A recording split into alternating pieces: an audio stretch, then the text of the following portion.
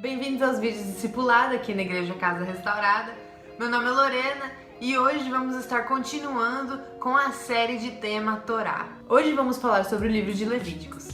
Eu sei que você tem evitado ele porque ele é um pouco diferente, mas a gente vai mudar esse pensamento. Então vamos lá. Lembre, a história da Bíblia começou com a humanidade podendo estar na presença de Deus, mas isso foi perdido por causa da rebelião. Entretanto, Deus quer ter um relacionamento com a humanidade, então ele escolhe uma família que vai ajudar a restaurar o mundo de volta à presença de Deus. E dessa forma a presença de Deus passa a habitar em uma tenda que fica no meio de Israel. Mas isso cria um problema, porque a presença de Deus é tão intensa que nem Moisés consegue entrar na tenda.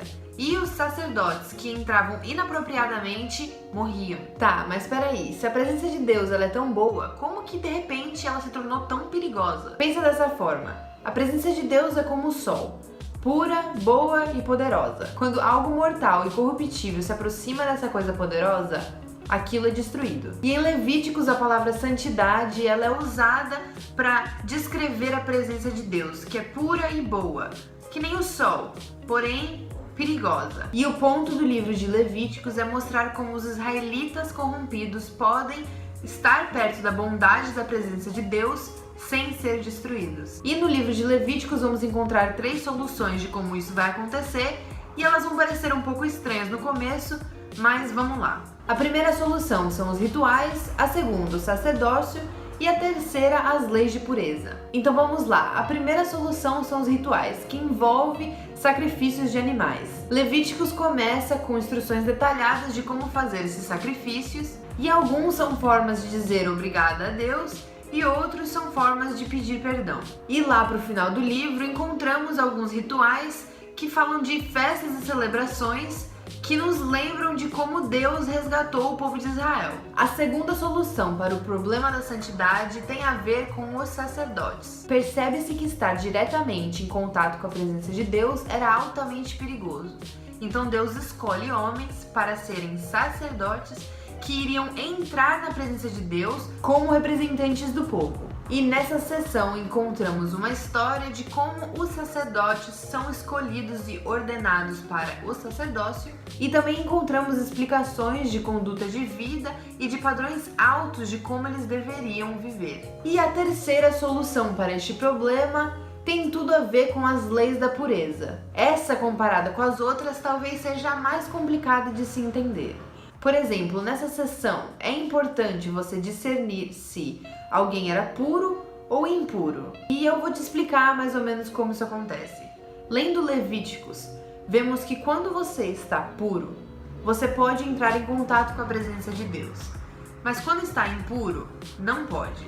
Então naquela época era muito importante os israelitas saberem identificar se eles estavam em um estado de pureza ou impureza. E é por isso que encontramos uma lista onde mostra que tipos de animais que são puros ou impuros, ou que tipo de coisas que eles podem ou não podem tocar. E isso que vai separar Israel de todas as outras nações, que vai mostrar que a própria santidade de Deus afeta em tudo que eles fazem, até mesmo no que eles comem ou deixam de comer. Então, se eles comessem ou tocassem algo impuro, eles entravam em um estado de impureza. Mas temos que lembrar que não é pecado ou errado estar ritualmente impuro. O que é inapropriado é entrar na presença de Deus enquanto você está nesse estado de impureza. E logo após encontramos leis sobre justiça social, relacionamentos saudáveis e integridade sexual. E viver por essas leis faria de Israel um povo moralmente puro que poderia entrar na presença de Deus. E essas 3 soluções caminham em direção ao centro do livro. E é aqui que nós encontramos um ritual bem importante chamado Dia da Expiação. Israel havia se tornado em uma grande tribo.